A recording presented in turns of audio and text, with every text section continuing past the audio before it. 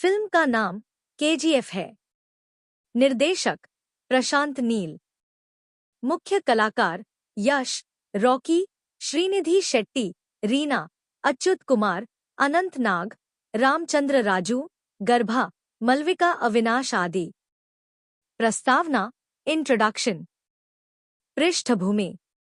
Film शुरू होती है एक बूढ़े पत्रकार आनंद इंगलागी के दृष्टिकोण से, जिसने एल डोराडो नाम की किताब लिखी थी भारत के सबसे रहस्यमयी और खतरनाक सोने की Khan KGF, Kolar gold fields पर। ये किताब सरकार द्वारा बैन कर दी गई थी क्योंकि इसमें उस रहस्यमय किंगडम की सच्चाई थी जहां सत्ता, लालच और खून खराबा का बोलबाला था। वह बताते हैं कि यह कहानी शुरू होती है 1951 में, जब कोलार में सोने की खान की खोज होती है और कुछ राजनेता, माफिया और व्यापारियों की मिलीभगत से इस खान को एक गुप्त साम्राज्य बना दिया जाता है, जहां मजदूरों से अमानवीय व्यवहार होता है। रॉकी का प्रवेश, एंट्री ऑफ रॉकी। 1970 मुंबई। कहानी कूदती है रॉकी नाम के एक छोटे लड़के पर, जो गरीबी में पला है। उसकी माँ बीमार है और मरने से पहले उसे एक बात कहती है, दुनिया में सबसे अमीर बनो, ताकतवर बनो, ताकि लोग तुम्हारे नाम से काम पे। यहीं से रॉकी की जिंदगी बदल जाती है। माँ की मौत के बाद रॉकी मुंबई के अंडरवर्ल्ड में घुसता है। वह धीरे धीरे एक बड़ा गुंडा और हिटमैन बन जाता है। वह शेट्टी गैंग का हिस्सा बनता है और मुंबई के सबसे बड़े डॉन शेट्टी का भरोसेमंद आदमी बन जाता है। शेट्टी की दुनिया और राजनेताओं का खेल। शेट्टी और उसके जैसे डॉन लोग दक्षिण भारत की खदानों पर कब्जा करना चाहते हैं। दूसरी ओर आंध्र प्रदेश का एक मंत्री खदानों से सोना निकालने की ताक में है। इसके लिए उसे कोलार गोल्ड फील्ड्स को अपने काबू में लाना है। लेकिन कोलार पहले से ही गर्भा नाम के एक निर्दयी शासक के कब्जे में है, जो हजारों मजदूरों को गुलाम बनाकर काम करवाता है। कोई अंदर जाता है, बाहर नहीं आता। गुप्त मिशन। केजीएफ में रॉकी की एंट्री। शेट्टी और मंत्री मिलकर रॉकी को एक गुप्त मिशन पर भेजते हैं, गर्भा को मारने का काम। रॉकी अकेला बेंगलोर से होते हुए कोलार के पास पहुंचता है। रास्ते में उसे गर्भा की भांजी रीना मिलती है, जो उसे एक अहंकारी रईसी लड़की लगती है।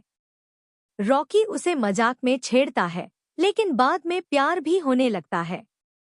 रीना को पता नहीं होता कि रॉकी कौन है। वह उसे अपना बॉडीगार्ड समझती है।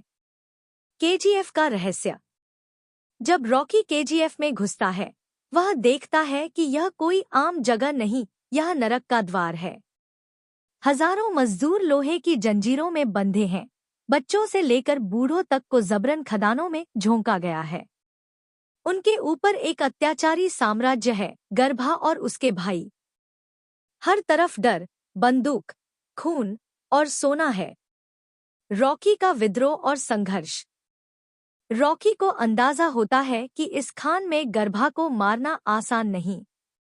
लेकिन वो अकेला नहीं, धीरे धीरे मजदूर उसे देखकर प्रेरित होने लगते हैं। रॉकी का एकमात्र उद्देश्य होता है, अगर मां से किया वादा निभाना है तो सबसे ताकतवर को गिराना होगा।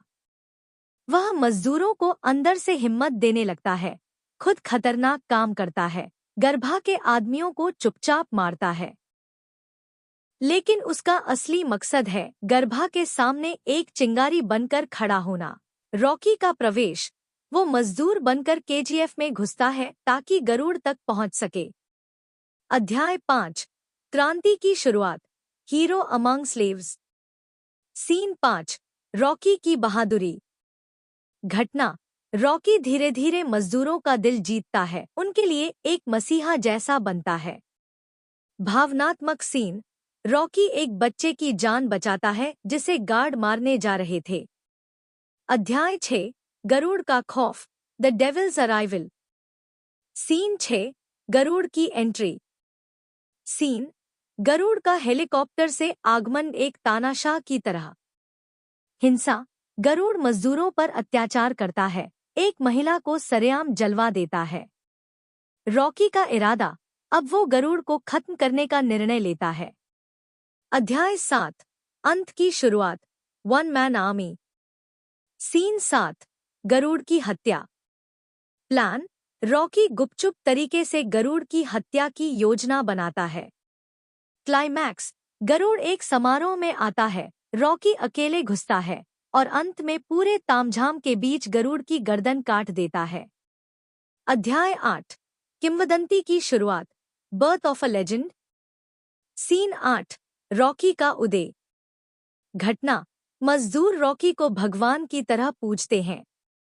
दृश्य, केजीएफ की सत्ता अब गरुड़ के परिवार के हाथ से छिनती है, रॉकी अब राजा बन गया है। बैकग्राउंड वॉइस, लेखक आनंद इंगालागी बताते हैं, यह तो सिर्फ शुरुआत थी, असली खेल अभी बाकी है। आगे क्या होगा? केजीएफ चैप्टर 2 में रॉकी की सत्ता, आधिपत्य और उससे जलने वाले दुश्मनों की एंट्री होगी।